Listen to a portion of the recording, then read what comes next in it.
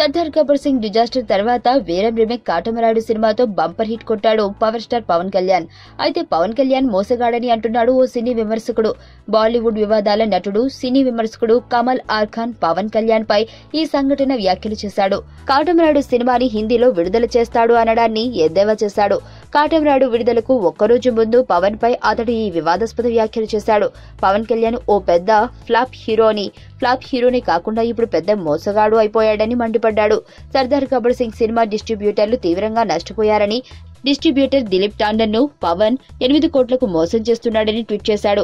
సర్దార్ గబ్బర్ సింగ్ సినిమాతో నష్టపోయిన డిస్ట్రిబ్యూటర్లు చేస్తున్న నిరాహార దీక్ష ఫోటోను తన ట్విట్టర్లో షేర్ చేసి కమల్, ఓ ఆంధ్ర డిస్ట్రిబ్యూటర్ పవన్ కళ్యాణ్ గబ్బర్ సింగ్ సినిమా వల్ల 2 కోట్లు నష్టపోయాడు. ఆ సినిమా ఓ అట్టర్ ఫ్లాప్ ను మూటగట్టుకుంది. ఆ సినిమాకు గాను నష్టపరిహారం చెల్లించాలంటూ డిస్ట్రిబ్యూటర్లు 7 రోజులుగా నిరాహార దీక్ష చేస్తున్నారు అని అన్నాడు కమల్.